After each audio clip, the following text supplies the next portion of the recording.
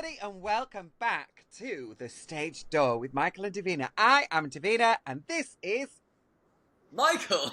It changes it every You were time. surprised by your own name then. I You know, were I just shocked. thought, Who am hang I? on.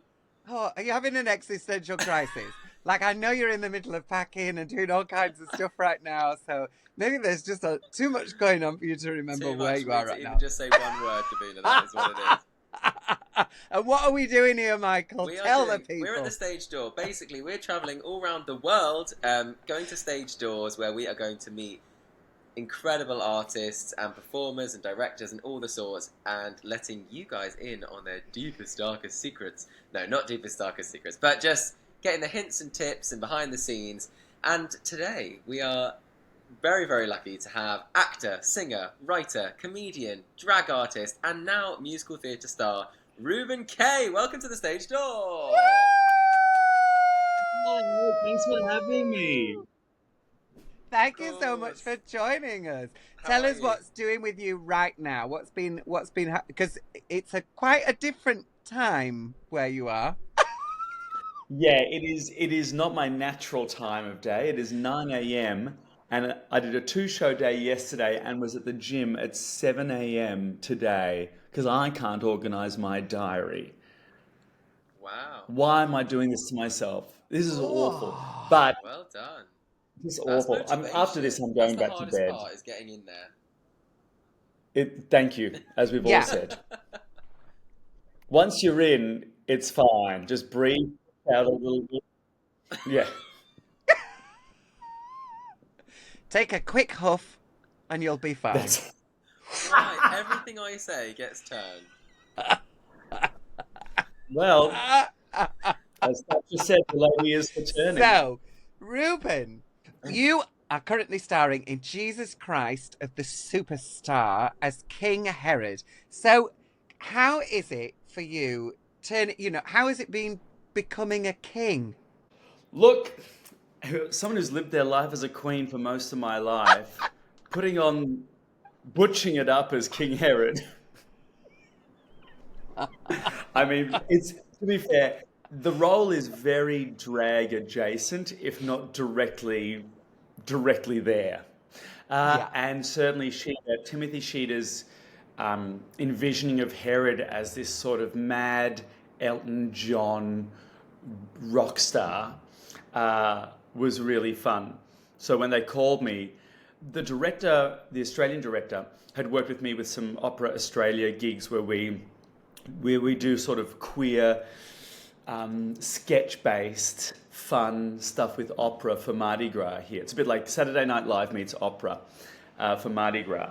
Where I get to be dressed as Brunhilde with a massive breastplate and talking to people about how opera is, inherently classist and racist, but beautiful and lovely.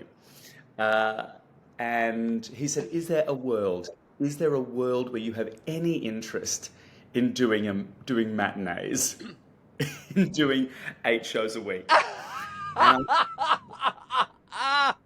Right? Because we are ladies of the evening and of the very early morning, but we are not of the mid-morning, right? And I just thought to myself, no. Two things, there's so few roles in musical theatre that are appropriate for people like us or speak to people like us. Apart from Frankenfurter, Hedwig, Herod, maybe Pirelli and Sweeney Todd, I can't really think of, and some stuff from Rent, I can't really think of roles that speak to the gender queer within the classic music theatre canon. So I thought, well, no, I'm definitely interested.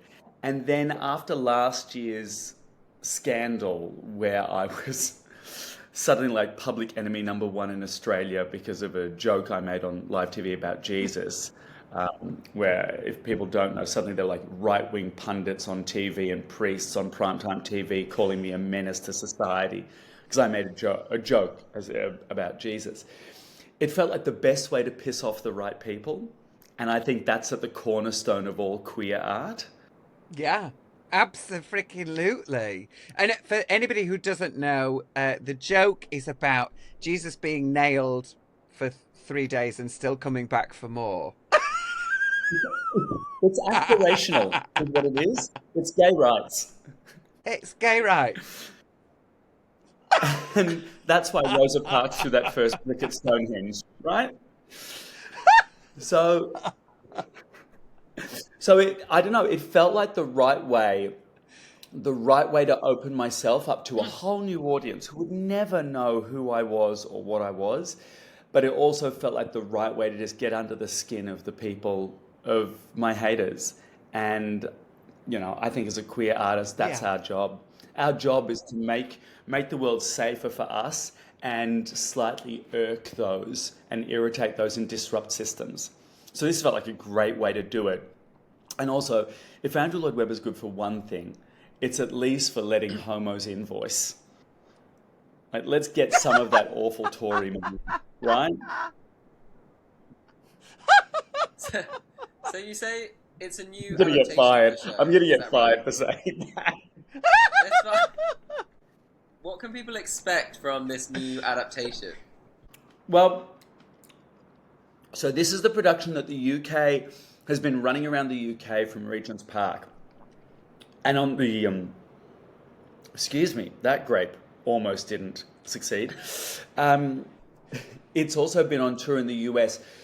So I think a lot of US and UK audiences have seen this production, but I'm just going to say this, the Australian production is nuts. The guy playing Jesus, Michael Painter, the vocals on this guy are superhuman. Australia has a really interesting relationship to this show because our biggest, most successful production, well, actually, the original production had Reg Livermore as Herod, who used to stop the show and do a 20-minute stand-up set in the middle of the number, because Reg Livermore was the Betty Blockbuster Follies, this amazing queer artist. If anyone here doesn't know, Google, YouTube, Betty Blockbuster Follies, Blockbuster with 2 Ks, I think. And he was playing main stage theatres as these amazing genderqueer characters in the 70s in Australia. So that was the first production. Then in the 90s, they did a production with John Farnham as Jesus, John Stevens as Judas, and Angry Anderson as Herod, and Kate Sobrano as Mary. And John Farnham's musical arranger rearranged the entire score and all of the vocals, everything.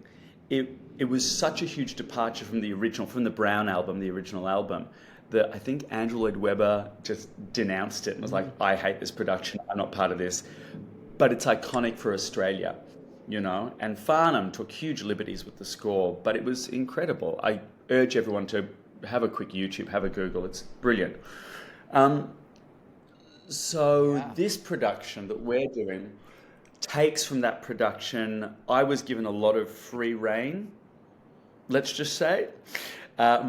And I was also allowed to redesign the costume and the makeup with Tom Scutt, who's the original designer, who's designed the new amazing version of Cabaret and Fiddler on the Roof at Regent's Open Air, with my makers and my designers, which felt really good to be able to give work to, you know what it's like, Divina, when you've had makers and designers working for you and giving you mates rates for years and years and years, and then you get to go, hey, I'm bringing you in, come in here, and you get to throw proper paid work at them. I think that's really important, paying back people who helped get you there and bringing them with you. It's a camp song, and it's only 3 minutes 43 seconds. However, let's be honest, it's about 5 minutes by the time I'm through with it. But let's be honest, if it's not me in the second act of Jesus Christ Superstar, I mean, no spoilers, but he doesn't make it. It's pretty dark. It's pretty dark. Just It's so kind you of know, like you in need. Titanic. Yeah. So, I don't know how to tell you this. Whatever you've ordered at the diner, make sure it's to go, because you need to be running, bitch. Well, it was the same when I was in Evita in the UK early, and I remember an interview. I was Magaldi, who's like the camp cabaret singer in Act One, right? And I was talking to some press, and they stopped me doing press after a while because I would say things like, "Oh yeah, Magaldi's there to get laughs," because if there's nothing, because without Magaldi in Act One, the rest of the show is just fascism and uterine cancer. And they're like, "Okay, Ruben, we might put you back." You've condensed our show to fascism and uterine cancer. We no Great. longer I need mean, you for tell the me press events, Ruben. catchy, Fine. catchy tunes, catchy tunes, but fascism and uterine cancer is literally the plot. It saves you though. That I mean, if nothing else, it gives you a bit more free time while you're touring. Lovely. So, talking about touring, I was so Uh-huh. lucky to see your show in Sheffield at the Lead Mill, and I absolutely loved it. And you, in the show, you talk a lot about your personal life and about all the things that kind of made you and for all the formative stuff. So if we could we have a little bit of what early life was like for Reuben Kaye? Sure. So my parents were, um, refugees of the Second World War. They were born. My mum was born in London, while travelling to Australia, in a roundabout way, and my dad was born in Paris as my Russian Polish paternal grandparents were escaping Russia post-war Poland to Australia. My grandfather was on one of the boats to Australia that called the Divina ships, which were two boats that carried Jewish and Second World War refugees to Australia, and is sort of responsible for the start of the European artistic revolution in Australia, or the culture in Australia. It really changed the culture of Australia. It brought cafe culture to Melbourne. It brought art. It brought great artists like Mercamora. Helmut Newton was one of the passengers on that ship, or one of the refugees on that ship with my grandfather. So I was raised in, and I say all this to let you know that I was raised in a very un-Australian household, supposedly, because it was very European. Art and politics were really at the center of it all. A lot of really fiery discussions, between the two. And even though I think I say un-Australian because people don't view that as Australian, but Australia is a country of immigrants. The only people that are actually Yeah. native to Australia are the First Nations and Aboriginal people of Australia. Everyone else is an immigrant or a refugee, right? And I was raised in. Oh, can I show? Will this even work on my phone? I was raised with a pretty great wardrobe, of dress ups and making shows. And where's this little? Here's little baby Ruby. Can you see it? Ah, Yeah, super that's so cute. Look at cute. look at the What a stank cutie. face. Look at the fierce face on that. Oh, So, was dressing up and the like, and thinking about theatre and doing shows, was that your pathway into performing, or did you go to I acting think school? 100%.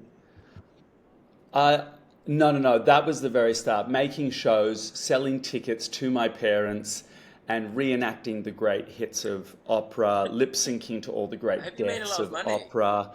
Um, so much. This is now why I can't even afford sleeves. I did a one-man Cats in my living room with costume changes. Very Wow. embarrassing. Very embarrassing. Uh, and then I think really for me, uh, coming to school, starting school, was the first time I got told I was different, or got shown I was different, because the culture at school was so foreign. Um, and school was really rough for me. School was, I mean, like without getting too deep, like a lot of bashings, a lot of homophobia, a lot of times being sent to the principal's office with sort of, injuries or fights or bleeding or anything like that, and being told continuously that, oh, you want the attention. You don't care if the attention is good or bad. You just want attention. You need to tone down your behavior. I found out at my 10-year high school reunion that a girl who I thought was she was in all my classes in years 7, 8, and 9, so 13, 14, 15. We're still friends to this day, right? But she told me that she was placed in my classes because the teachers knew we had a close relationship, so that she could report back to them every week on my, I don't know, mental health, my emotional state, because the school in the 90s and 2000s had no vocab, had no processes on how to deal with a queer kid who was, just a queer kid, right? And they didn't have any safety guards up for any way to protect me, and I paid that cost quite literally. So school was really rough, really terrible for me, and I was in quite a good school. This isn't a regional school where people might assume, oh, that's where gay bashing starts. This was a nice middle class school. And that led to sort of me acting out. That led to me leaving, skipping school, all that kind of stuff. And I remember my mum saying to me, school is just something you have to survive until you find your own people. And that's now the thing that I say to kids all the time if they're having a rough time at school. Because when you're in it, school feels like the center of your world and everything is so all-encompassing and you feel like you can't get out of the bog. And only when you're out of it do you realize, oh, no one gives a shit. School is such a small part of your life. You grow and you have this expansive, adventurous, amazing life. And school just becomes this distant memory, which is a shame because it's something that's so formative, and then you need to be able to leave it behind, I think. But I wanted to, in my shows, basically, I wanted to make work that was very funny. It was very impactful, that said all the things that I wanted to say, but I also wanted it to be a beacon to queer kids that are having a rough time to go, you can end up fabulous if you're having a shit time. And alongside that, it also had to be a lesson or an example to parents of every type of child that there is a way through, right? And that your kid's identity, queerness, has everything and also nothing to do with how much care they need and how brilliant that child is, right? And one of the great joys, I think, of my career is looking out into the audience and seeing that it's queer kids bringing their parents and parents bringing their kids. And even I have a wide variety of heterosexual people who come to my shows, and that I think is like, for someone who's seen as a niche queer artist, to have such wide appeal, that's heaven. That's integration for me. Which seems like the perfect time for a little game. Do you want to play a game? I want to play a game. Oh, please, I love hearing you use that voice. Oh, I'm happy the rest of me's under the table. This is I'm wearing such short shorts. It's going to poke out at some point. Just quickly before we start, do you often find the real joy of being visibly queer is being able to suddenly switch the voice from femme to masc while in complete guiche or feeling very femme? Absolutely. Absolutely. I mean, we grew up like around the same time. There's only a year between us. And so the experience in the UK was very similar, really homophobic. People were trying to fight with you all the time just for existing. Yeah. Society was like not a friendly place to us at all. And I think No. my experience is kind of similar to yours in a way that it made me bigger. I was like, okay, fine, that's what this is. Then I'll give you all of this. I'll give you more of it. How about you have all of this as well? And then when you come for me, I'll fight back and I'll slap you so hard that I knock you out. and then I'll laugh about it like this. And leave. And I'll, swish my coat while I do it. There you go, bitch. There you go. Anyway, so I let's love play a it. game.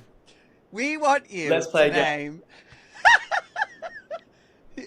We want you to name as many musical theatre shows as you can in 30 seconds. Okay, There is a I can do slight this. lag, so we have a slight lag. So whenever I say stop, just stop, and hopefully we'll have counted it right. Okay, great. Done. Okay, are Tell you me ready? when. I'm ready. And go. Assassin, Sunday in the Park with George, A Little Night Music, A Funny Thing Happened on the Way to the Forum, Evita, Joseph and the Amazing Technicolor Dreamcoat, Jesus Christ Superstar, Anyone Can Whistle, Dear Evan Hansen, oh God, oh Jesus, no, I can do this, I can do this. Sweeney Todd, how could I forget Sweeney Todd? Songs for a New World, Parade, 13, Dirty Rotten Scoundrels, Crazy for You, 42nd Street. Very good. So, Michael, did you count to the end so that we got the lag? No, you didn't, did you? So I had 13 when you said stop, and then 16 total. So 16 total. Hey. Marvellous. Well done. Woo! 16, the lowest age setting on Kevin Spacey's Grinder. Allegedly. The oldest on Prince Andrews.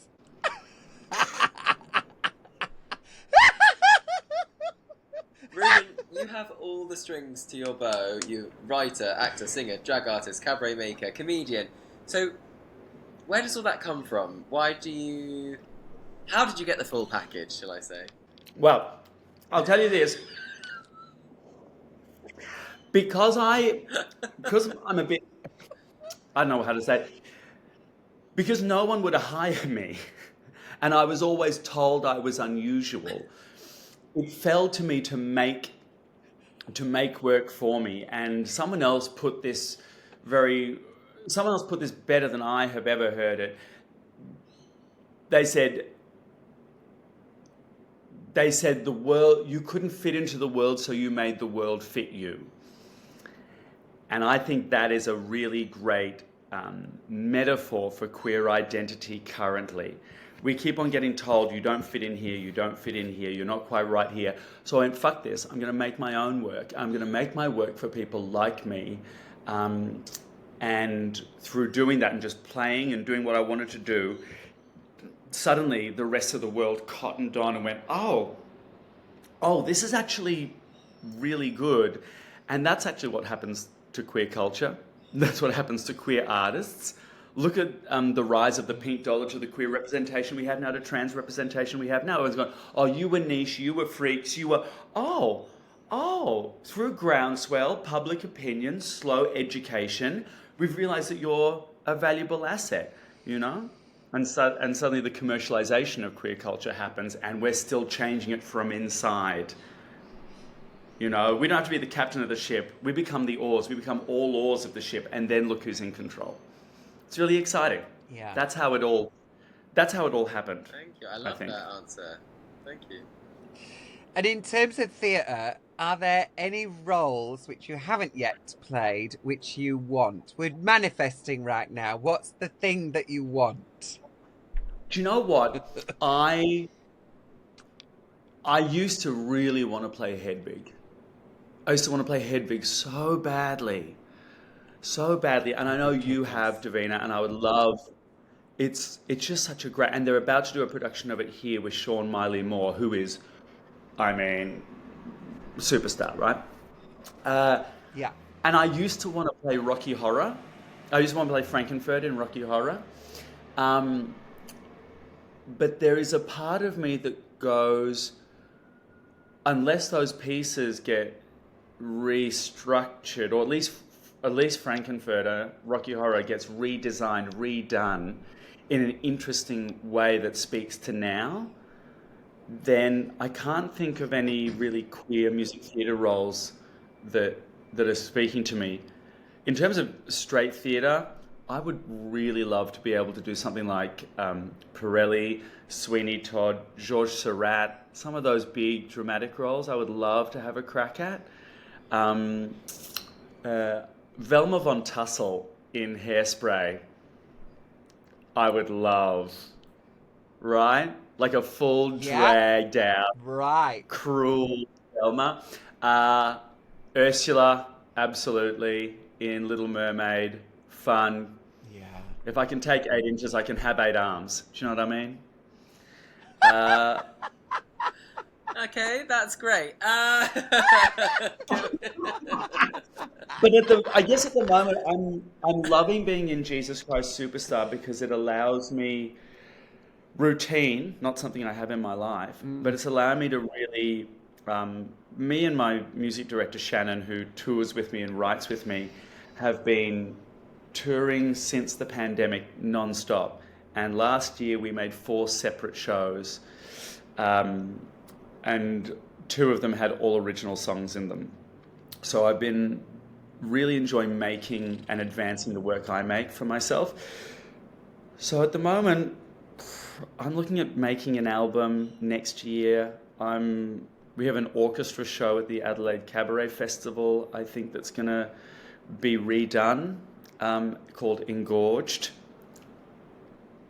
Gorge is capitalized. So I'm really loving the ascension of Reuben Kaye at the moment. Yeah. I love that. I feel like from the little I've known about you, and I'm sure the listeners will feel the same, feels like you've really grown and just so from that childhood where you were saying you felt like you didn't fit in or you didn't know how to make it work and you've tried so many different avenues.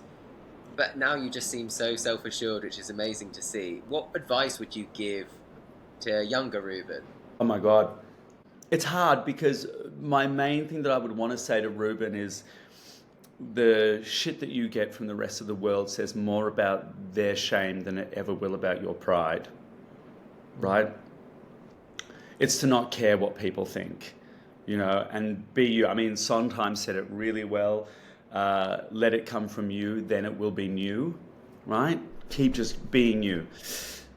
But also part of that caring what other people think, part of that neuroses, part of all of that drove me to then get to the next step, get to the next step, get to the next step. I don't know if giving younger me advice is helpful, but I can definitely give that advice to kids now and anyone now who's struggling creatively or socially to just go, do you know what? Just because the world doesn't fit you doesn't mean you don't fit the world. You will make the world fit you.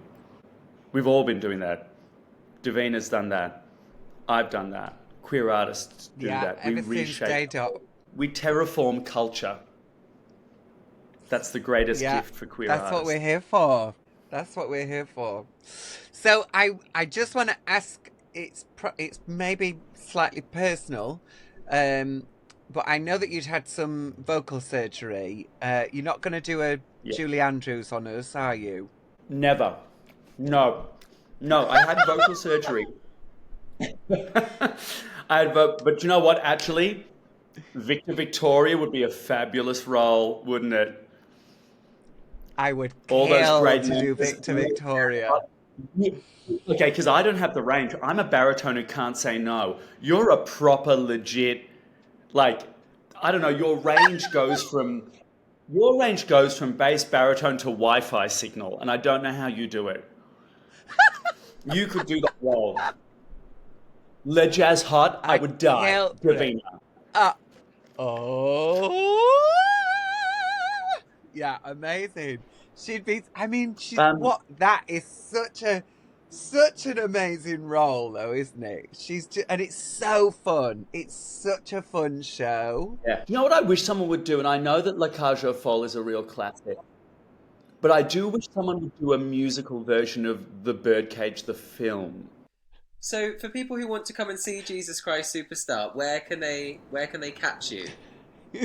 Oh, catch me at any public toilet. You can get it at jesuschristsuperstar.com.au or go through my Instagram, my socials. It's all over everything. We're playing Sydney until January 26th. Then we're going to Perth. We're doing 5 months in Melbourne.